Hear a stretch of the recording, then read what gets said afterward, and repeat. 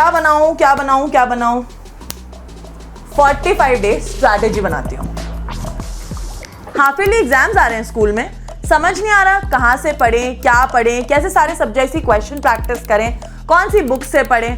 Tension बहुत हो रही होगी ना, समझ नहीं आ रहा होगा ना, कोई बात नहीं, चिंता करने की जरूरत नहीं है, क्योंकि आपके आरू मैम आ चुकी हैं आपकी सारी प्रॉब्लम्स का सोल्यूशन लेके।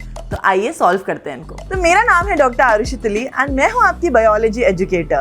तो अब मैं आपको कराती हूँ टिप्स एंड ट्रिक्स। चलिए तो भाई शुरुआत करते हैं कि आपके सब्जेक्ट्स को आपको कैसे डिवाइड करना है और उनको पढ़ना है। तो भाई आपके 3 टाइप के सब्जेक्ट्स होते हैं। एक होते हैं जो काफ़ी थ्योरेटिकल होते हैं, जैसे बायोलॉजी, एसएसटी, केमिस्ट्री। फिर कुछ सब्जेक्ट्स होते हैं जिसमें न्यूमेरिकल्स आते हैं, जैसे फिजिक्स, मैथ्स। फिर कुछ सब्जेक्ट होते हैं जैसे कम्युनिकेशन सब्जेक्ट्स, जैसे हिंदी एंड इंग्लिश। अब इनको पढ़ने का एक अलग अलग तरीका होता है। तो भाई थ्योरेटिकल सब्जेक्ट्स को पढ़ने का बेस्ट तरीका होता है 3R मेथड, जो मैं मेरे स्कूल टाइम से फॉलो करती आ रही हूँ। That is read, revise and recite. Ma'am ये क्या होता है? मान लीजिए आपने कोई भी सब्जेक्ट की क्लास अटेंड की। क्लास अटेंड करने के बाद जब आप उस सब्जेक्ट को पढ़ेंगे तो सबसे पहले अपने नोट्स की रीडिंग करेंगे, दैट इज रीड। फिर आप उसको एक बार रिवाइज करोगे जो क्वेश्चंस टीचर ने कराए हैं, और उसकी वापस रीडिंग करोगे। फिर आप उस बुक को बंद करोगे, फिर आप अपनी आंखें बंद करोगे और जो भी आपने उस नोट्स में पढ़ा है उनको बोल के देखोगे।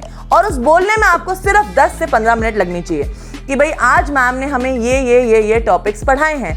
इस तरीके से बेटा आप कोई भी थ्योरेटिकल सब्जेक्ट में बहुत ज़्यादा अच्छे मार्क्स ला सकते हो, क्योंकि जितना ज़्यादा आप किसी चीज़ को रिपीट करते हो वह आपके ब्रेन के टेम्पररी रीजन से परमानेंट रीजन में ट्रांसफर होता है। It's just that continuous repetition.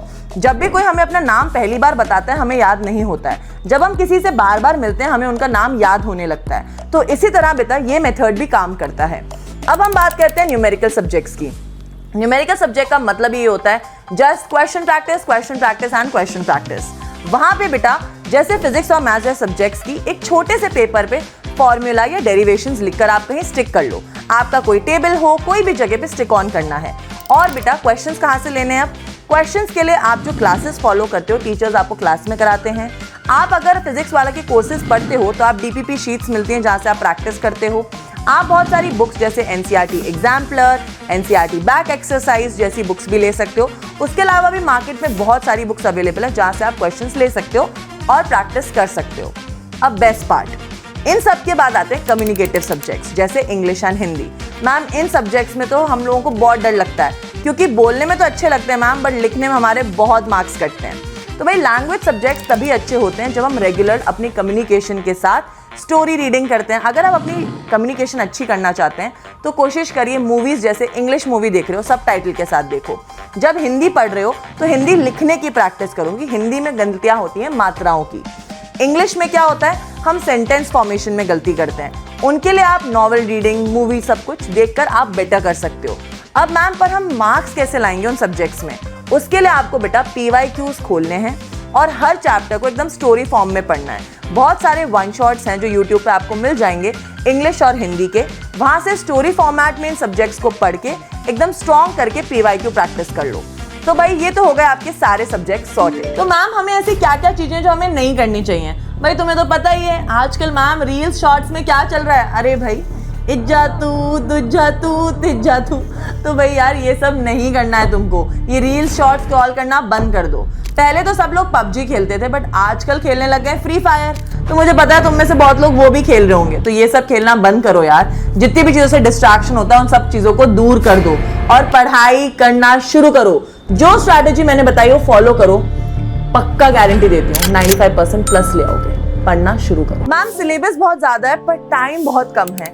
तुम भी इसी भीड़ का हिस्सा हो ना, बैकलॉग की भीड़, इसी में तुम भी खड़े हो रखे होगे। तो चिंता मत करो यार, मैं सोल्यूशन दे रही हूँ ना। तुम भी लेक्चर देख के सोने जा रहे थे ना अपने छोटे भाई की तरह। तुम भी ऐसी हरकतें करते हो ना, मुझे पता है। तुम लोग टेस्ट दे नहीं रहे होगे, प्रैक्टिस कर नहीं रहे होगे, क्योंकि तुम्हें भी पता है कि सब चीजें हो रही हैं, पर मैम हम करना नहीं चाहते हैं। सिर्फ लेक्चर देखने से कुछ नहीं होगा, उन लेक्चर्स के बाद क्वेश्चन प्रैक्टिस करना भी जरूरी है। और तुम्हें तो पता ही होगा CBSE ने सैंपल पेपर रिलीज कर दिए क्लास 10th के, पर मैम उससे हमें क्या। अरे भाई practice makes a man perfect. Sample paper निकल गए तो उनको डाउनलोड करो और क्वेश्चन प्रैक्टिस करना शुरू करो, क्योंकि यही चीजें हैं जो आपके कॉन्सेप्ट्स, बेसिक्स सब स्ट्रॉन्ग करेंगी। टेस्ट देना शुरू करो, इन्हीं चीजों से आप अपना एनालिसिस कर पाओगे। और भाई अगर लग रहा है मैम बैकलॉग हो गया, लेक्चर नहीं देख पा रहे, तो वन शॉट वीडियोस क्यों होते हैं भाई? जाओ वन शॉट वीडियोस देखो, पूरा चैप्टर कवर करो, रिवाइज करो। क्या करूं मैं तुम्हारा यार। एग्जाम की तैयारी करते करते ये मत भूल जाना कि तुम्हारे पास एक टाइम लिमिट भी है। हमारे एग्जाम में पर्टिकुलरली सब लोगों के एग्जाम में कुछ ना कुछ दिन का गैप होगा, तो कोशिश करना अपनी सारी पढ़ाई कंप्लीट कर लेना और कोशिश करना 7 से 10 दिन तुम्हारे पास रिवीजन के लिए हो, क्योंकि बेटा एंड में रिवीजन नहीं करोगे तो पेपर में कुछ भी याद नहीं आता है। तो रिवीजन इज द की। तो ये चीज करना बिल्कुल भी मत भूलना। अपने पूरे टाइम टेबल में बस लास्ट के 7 से 10 दिन रिवीजन के लिए रखना। हफ्ते में 7 दिन होते हैं, पर एक दिन जरूर तुम्हारी छुट्टी होती है, दैट इज संडे। चाहे स्कूल हो चाहे तुम्हारी कोचिंग क्लासेस हो, भाई उस टाइम छुट्टी होती है। और वो छुट्टी भाई इस बॉटल में उतने पानी की तरह है तुम्हारे लिए, मतलब वो तुम्हारे लिए सबसे हेल्पफुल दिन है। चाहे तुम्हारे स्कूल का होमवर्क अधूरा हो, कोई क्लासेस का बैकलॉग हो, किसी चीज का रिवीजन नहीं हुआ हो, कहीं क्वेश्चन प्रैक्टिस की कोई कमी हो रही हो, यूटिलाइज योर संडे। यार वो दिन गए जब तुम बहुत ज्यादा मैम संडे आ गया हम तो चिल करेंगे, नहीं। एग्जाम के टाइम में there is no chill Sundays, only study Sundays. तो वो करना शुरू करो। हाँ भाई हाँ, हो गया है वीडियो पूरा यार, मुझे पता है तुम यही सोच रहे होगे मैम बोलना कब बंद करोगे। भाई अब बोलना बंद, अब काम करना शुरू। अब मुझे कमेंट बॉक्स में प्रॉमिस करो कि yes ma'am I can and I will do it. समझ आ रही है कि नहीं समझ आ रही है, अपने आप से प्रॉमिस करना और मैम से भी करना है। चलो अब हो गया मेरा। अरे एक सेकेंड, ये तो मैं भूल ही गई, क्या देख रहे हो? कमेंट करो, जाओ करो।